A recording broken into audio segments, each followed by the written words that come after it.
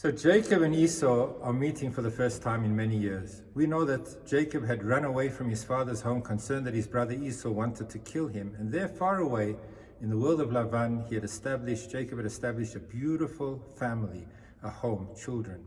He was now returning and about to engage with Esau for the first time in so many years.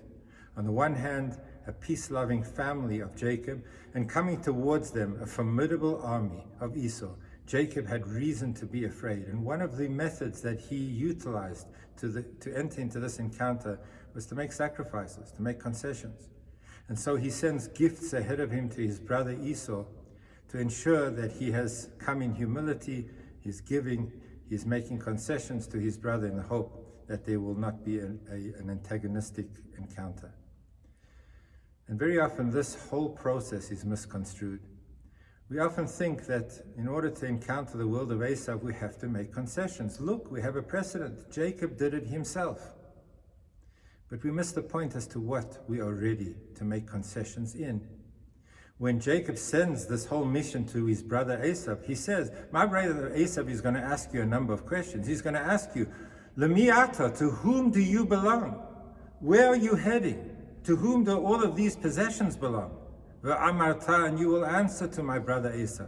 These possessions, they're from my brother, as a concession, as a gift, as a sacrifice to you. He wants to come in peace. But the other questions, to whom do I belong? Where am I heading? That I am very clear. I belong to Jacob. I belong to the world of Israel. I belong to a commitment to the God of our people Israel. Sacrifice and concession happens to be in the possessions, in the items that we own. But in identity, there is no sacrifice. There is no concession. There is no compromise. And we actually see this traced through that when Jacob finally arrives at his destination, it says that he built for his family homes, bayit, a home, and for his possessions, for his cattle, he made temporary pens, sukkot, the word sukkah, a temporary pen. And the Torah is telling us that to say that the priorities of Jacob were his family, the purpose and goal of his family, possessions come and go. There we are ready to make concessions. We don't want to fight the same way for the things that we own as we do for the things that define us. And very often we fight more for the things that we own than we do for the goal and the purpose of our family and where we are heading. It's often been a question asked to me after Pidyon Haben, when a father redeems his firstborn from the Kohen, and part of that whole process is the father is asked, do you want to keep these 5 silver coins, or do you want to keep your child? Which one is it? And 100% of the time, the father gets it right. He says, I want my child. And he redeems his child, firstborn child, with the 5 silver coins to the Kohen.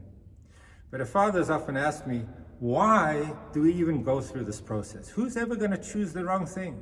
Obviously, the father's going to choose the child. Why do we even present the charade, the simple nursery school act, as to whom do you prefer, your child or the money?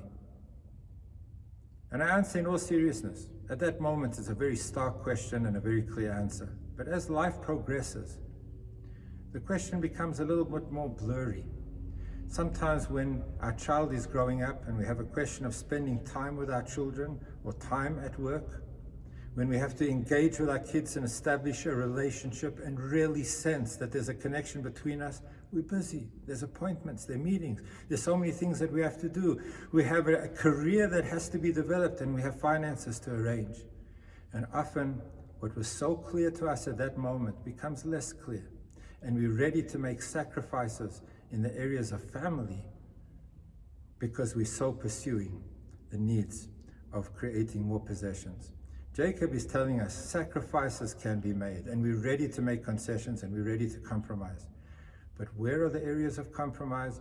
In the things that we own, because they are not essential ingredients to us. But in the things that we are, what defines us, we are defined by the principles of our faith, and we are committed to them eternally. We belong to the world of Jacob. Have a beautiful Shabbos. We're heading towards the wonderful festival of Hanukkah, of lights and brightness. May Hashem bring us only the opportunities and the encounters and the engagements with the world around us that are peaceful, that are happy, and with the clarity of what we know to be our priorities of life. Have a beautiful Shabbos.